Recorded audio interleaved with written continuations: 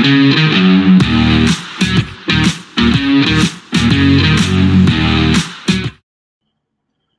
welcome back to the SuperCoach NRL channel. In this video, it's finally time to have a look at the SuperCoach NRL team picker. So due to a series of unfortunate events, I guess not unfortunate events in some cases, but the Christmas holidays and then a slight technical error on my part, haven't been able to get this video out until now. But I guess for those that aren't aware, if you had the SuperCoach Plus subscription at the end, or at the end of last season, I suppose, or during the season, you'll have access to the team picker, which basically just allows you to look at the players' prices and their positions, those sorts of things. Can't do anything like set up leagues or anything yet. So all that stuff will happen when the competition actually opens. It's around Australia Day, so about a month time, 4 weeks.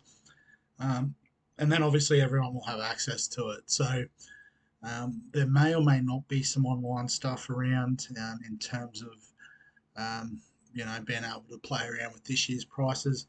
I know there's some excellent people in the SuperCoach community that put together those sort of things.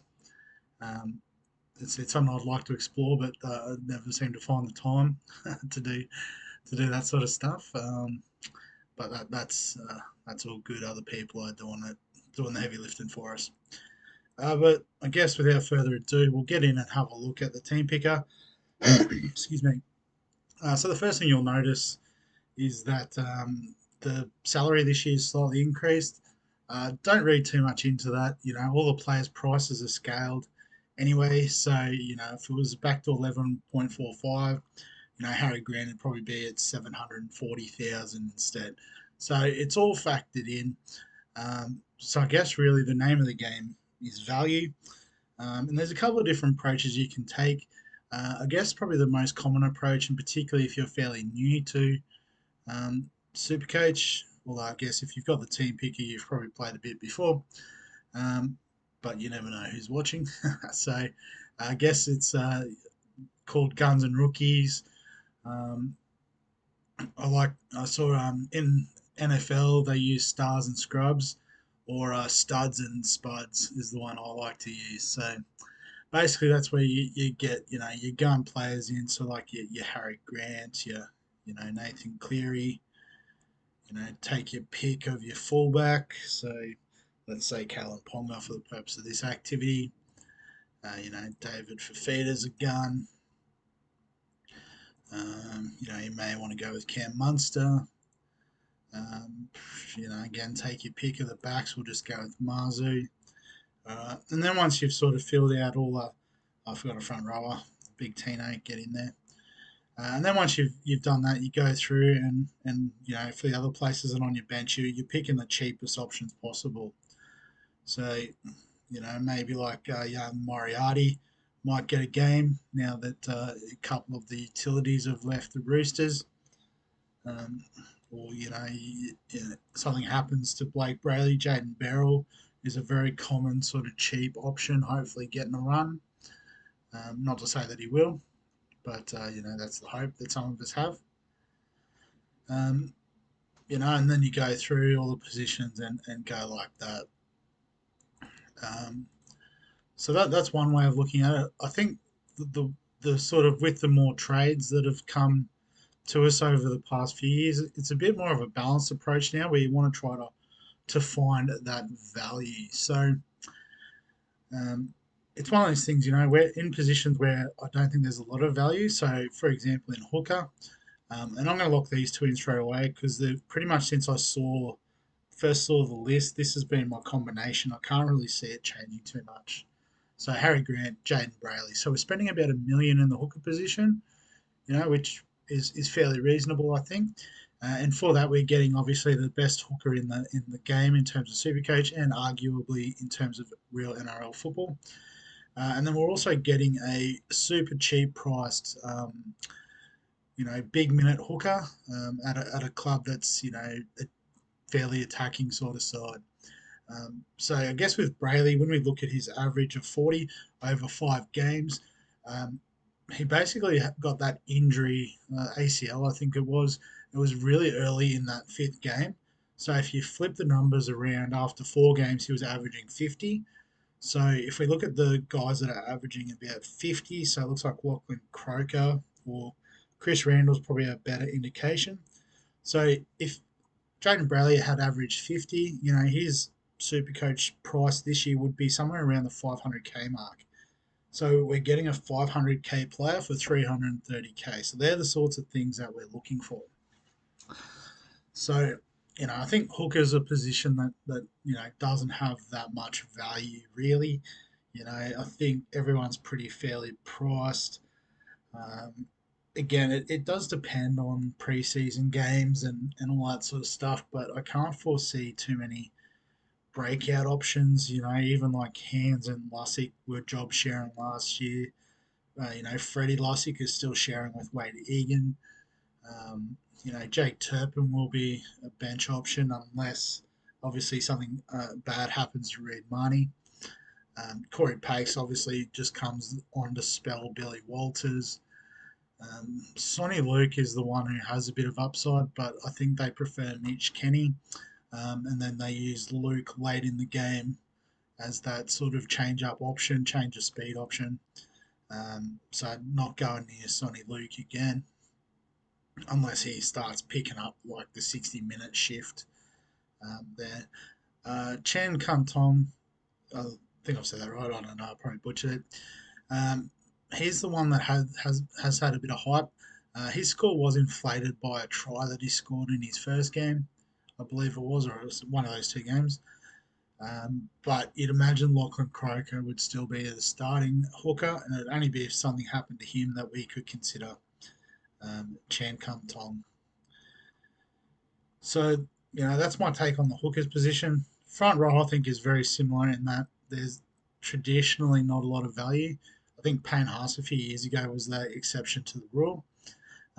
You can sort of, use front row as a stepping stone. So, look at it making 100K at a time, but they often are quite slow burners. So, something I'm toying with this year is starting with the big three. So, Payne Haas and Fanua Blake in the front row, and I'm going to put Tino in the second row.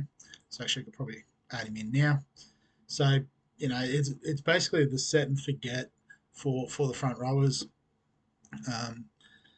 Actually, I do need to move Tino because there's a couple of the cheap options that I'm looking to explore. Yeah, so if we scroll down looking at the value options, um, don't know how low I've got to go. I'm trying to remember. Oh, there we go. Yeah, I can fit them both in the one screen. So the couple of options that interest me just because of their moves, Spencer Leniu and Fletcher Baker. So Fletcher Baker's taking what's essentially a vacant front row spot there with Tommy Flegler moving to the Dolphins. And all the chatters, he's the front runner to take the, basically the 10 jumper there at the Broncos.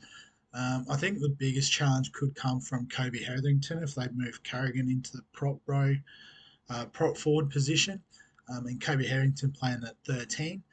Um, but again, it all depends on preseason. Ideally for Supercoach, it'll be Baker that starts.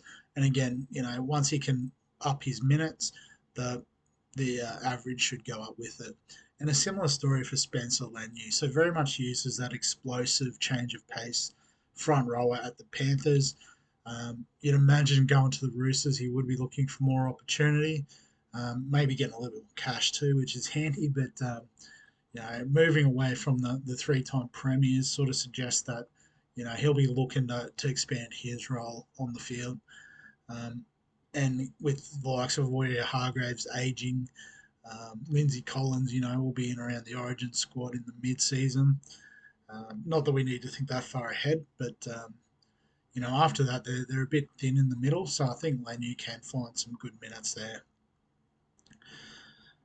In the second row is a bit of a different story. As I said, I am going to put in Big Tino as part of my set and forget strategy, and it probably means I'm going to have to forgo Dave Fifita, which is something I don't want to do, and it might even be in future versions that I take out one of the front rowers just to bring Fafita into the fold.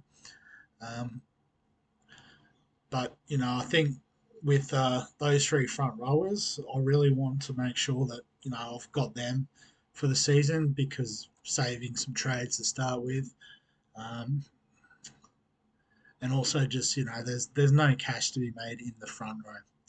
However, there is a bit of cash I think to be made in the second row. So I'm not gonna obviously big fan of Fafita. I'd love to have Hopgood, Nikora by the end of the season. They're probably the three targets in terms of the starting or finishing squad.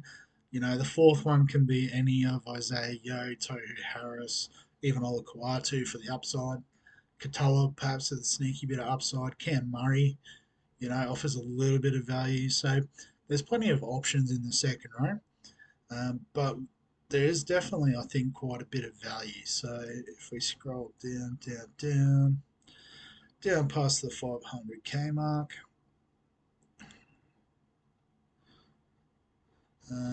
so I know a lot of people are keen on Sean Lane, and I guess just depending on how we go, he could be considered, but I think I've got five other options that I prefer. And the first one is Pierre Cora. So Kurt Capewell going to the Warriors this season means that there's a spot open on the edge, and that there isn't a great deal of options there at the Broncos. They've got obviously um, Ricky on one side, and then the other side, it's pretty much Pierre Cora spot. Maybe Willison, although I think they want to use him more so in the middle. Um, yeah, I can't foresee sort of like Carrigan going to an edge, anything crazy like that. So I think it's his spot. So definitely some built-in value there. The next couple are both Bulldogs options. So Josh Curran um, is listed at second row. I think he will be the starting 13. I skipped over my other option there, but that's fine. Ben Filiami kick out. So Big Billy obviously had an unfortunate season last year, injury ruined season, trying to fit into the system there at the Dogs. So, a full off season, he'll be back on that left edge with Matt Burton, potentially Stephen Crichton out there somewhere. And that could be, a really deadly combination. But just back to Josh Curran, because I got a little bit sidetracked trying to find Viliami. But yeah, he looks like the sort of middle forward that the Bulldogs have been missing for the last few seasons. A little bit of experience, massive work rate. He'd probably just been unlucky at the Warriors that there's so many of those big minute forwards he couldn't get a look in. So I think he'll slot straight into the Dogs, play big minutes in the middle, and at 420k, I think that represents excellent value. The other couple that I'm both pretty interested in, got to go down a little bit more, are the two English imports, so Pierce Paul and Smithy. So Pierce Paul, a big chat around him replacing Lachlan Fitzgibbon on that left edge. May have a bit of competition from Dylan Lucas, who got a few games there last year. And I'll just scroll back up because he is a bit more expensive. Dylan Lucas at 500k with the dual position flexibility still. He does represent a really nice option if he does get the start, but we'll probably play him in the centre wing. But hopefully, for the sake of our budgets, Pierce Paul gets to start there. And Morgan Smithies, the Raiders and Ricky Stewart have a long history of bringing in imports from England, and they hit the ground running. And George Williams, probably John Bateman is the closest that comparisons that Smithies has had. So if he's anything like John Bateman, I absolutely want to be on that.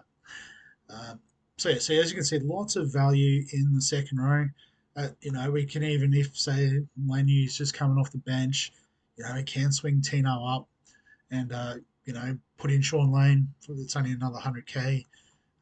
We could go down to an absolute bottom dollar cheapie.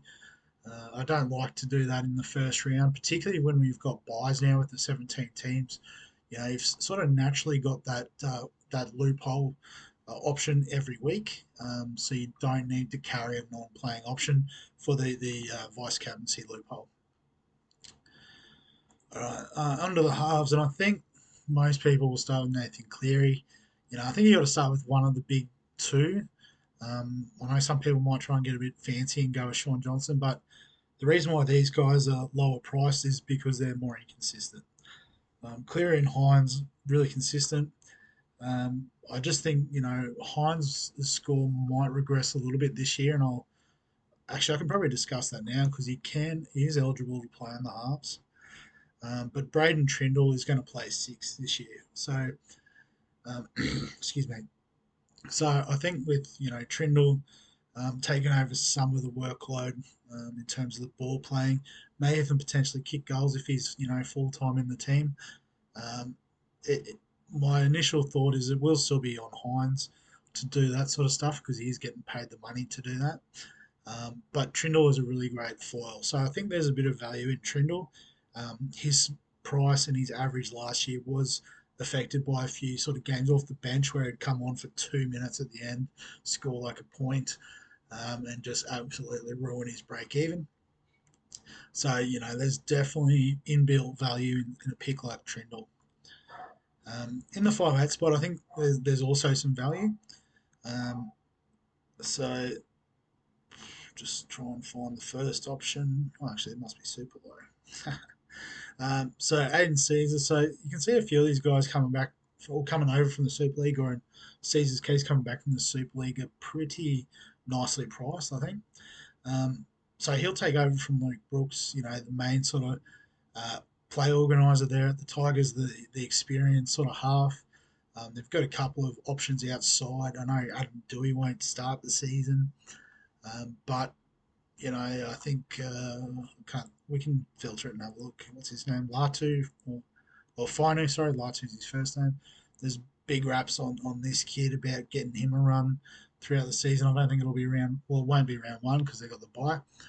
Um, Jaden Sullivan, might get that spot and have a chance again. His price is slightly undervalued because of the stints on the bench, or coming off the bench, I should say. But I think Aiden Caesar is, the locked-in option out of all those halves. So at that price, I'm happy to have him as just a backup option. It's probably going to be Trindle and Caesar, Trindle and Cleary starting most weeks, but obviously gives us a bit of flexibility if we need to cover. And also, as I just said, the buy in the first week means that Caesar will become like our captaincy loophole. So, I guess again, it all depends on the timing of round one. I haven't got it all here. But, if we VC Nathan Cleary and he goes off, all we do is we bring Caesar on, captain him. And because he won't be playing with the buy, then we'll get the captaincy score for Nathan Cleary. So pretty simple stuff, I think. A little bit harder in actual practice, but easy enough to get ahead. Excuse me, to get our head around. So I guess another value option at the Dragons is Kyle Flanagan. So obviously has had a bit of a rough few years. His last season found himself on the bench at the Dogs. But if you think back to when he was playing his best footy, he was playing at Cronulla, and who was the coach? His dad, Shane Flanagan. Who's the coach of the Dragons this year?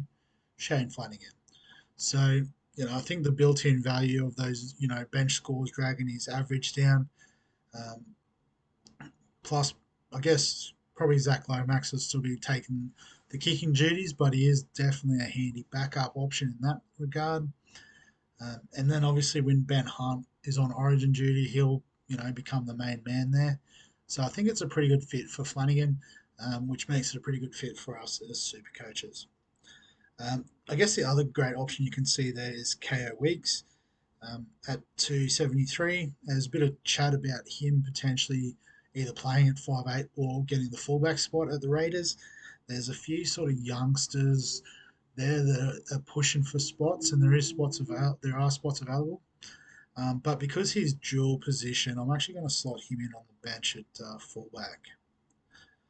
So skip over the centre wing just for now, but that's fine. Um, we'll discuss fullbacks while we're here.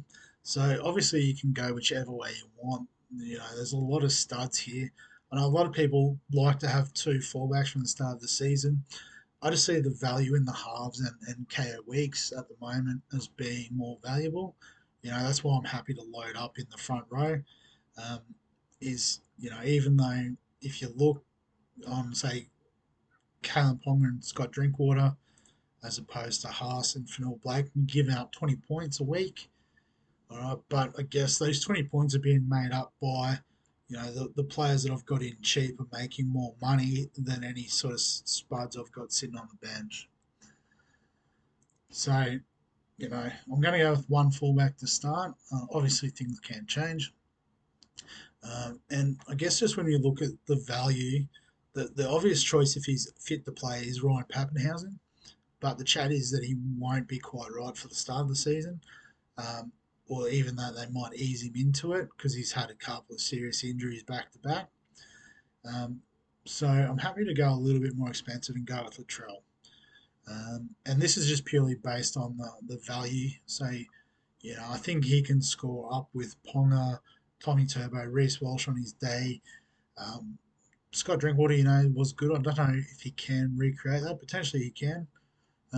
But I guess these other guys have a bit of a longer track record. Reece Walsh potentially not, given he's so young. But to be this good at this young sort of suggests that he's a bit of something special. So with Latrell, obviously kicking goals is the big differential. So I guess I really had it down to him or Caleb Ponga, and it just came down to the fact that he's $100 grand cheaper. So we can do a bit more in our centre wing. Which let's have a look. We got 2.5 mil for 7, so we've still got a little bit of money to spend. And I guess in the past I have been guilty of, sort of ignoring centre wings. There's usually a lot of value in the centre wing, which makes it very tempting to start with all the cheapies. But now when we've got, what's that, 7 guys who averaged over 70 last year, and again we compare that to something like the front row, where there was only 3, hooker where there's only 1, halfbacks there's a few, 5/8 I don't think, yeah, there was only 2 5/8. So it's probably a position where you should try to actually invest a bit of money, and it's something that, like I said, I've been guilty of a lot in the past. And so I guess this is the reason why I'm not starting with 2 fullbacks, is because I do want to invest some coin in here. And so I guess my gun pick, as I said before, was Ruben Garrick, or at least I think I said before. I can't remember. It's been a long video. But, he plays at Manly, which are a fairly attacking side. He's a great goal kicker, which always helps. He's a hard worker, which we like for Supercoach. Lots of runs, tackle breaks, because he's a big, strong lad.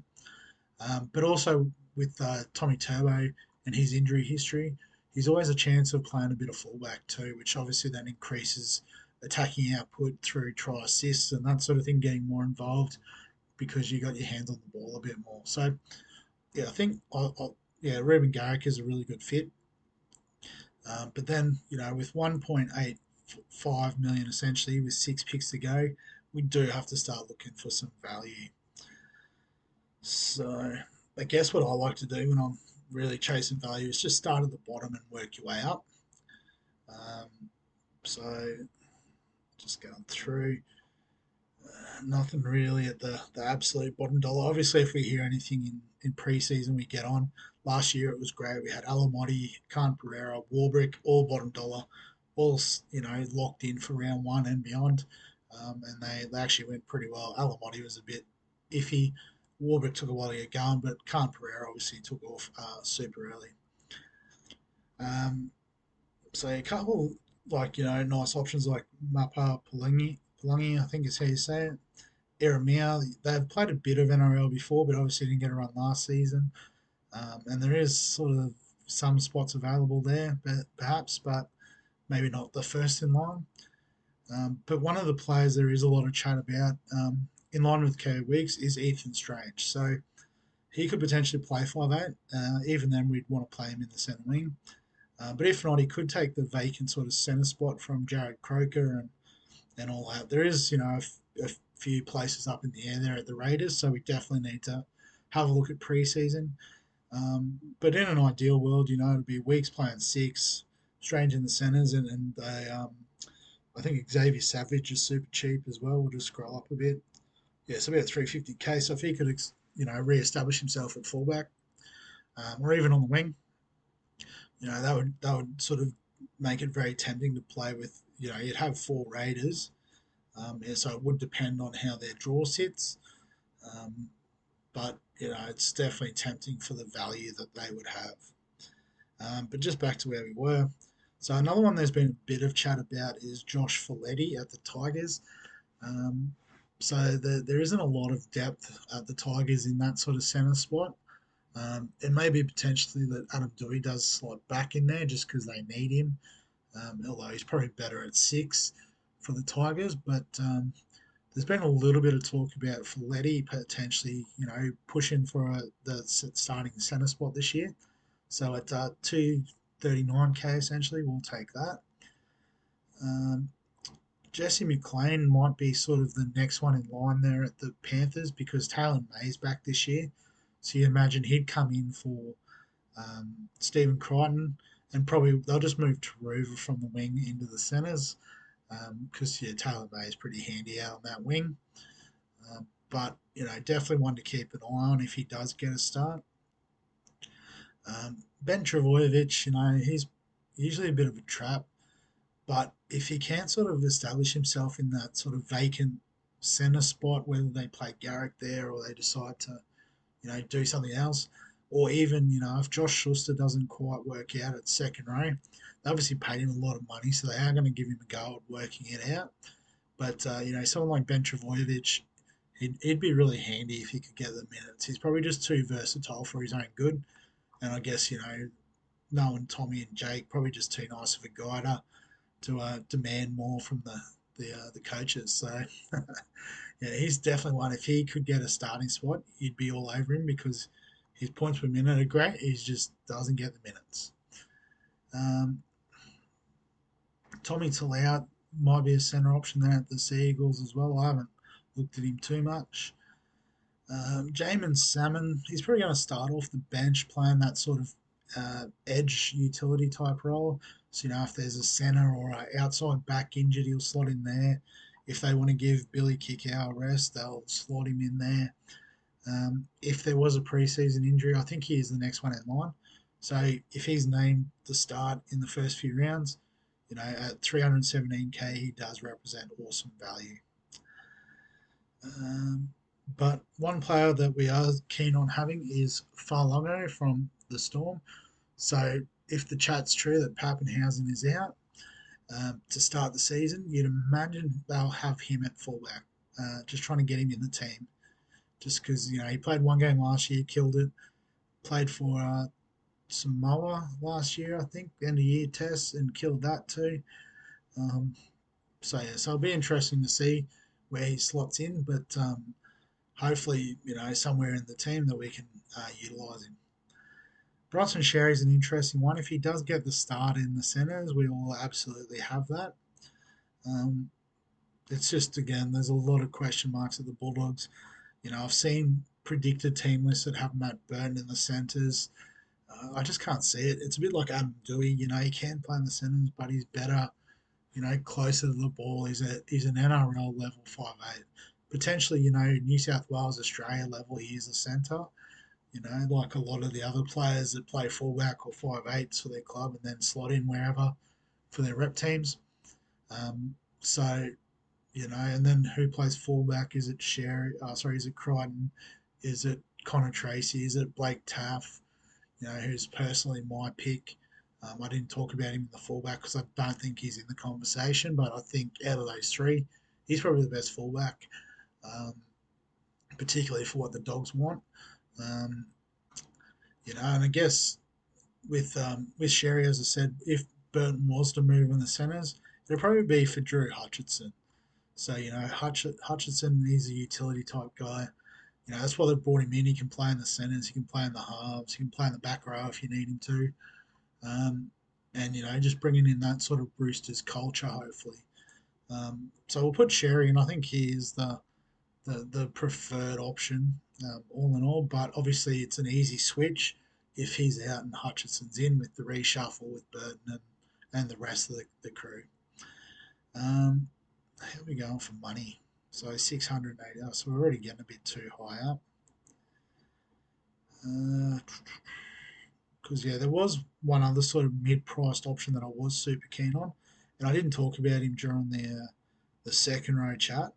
But Dan Russell. So It is always nice to have that sort of base level scoring from someone like a Dan Russell who should be playing on the edge at the Dragons this year. They've really only got Jaden Sewer on one side. They've got Jack Bird, but you imagine he'll play 13. Um, so yeah, I think Dan Russell is the front runner.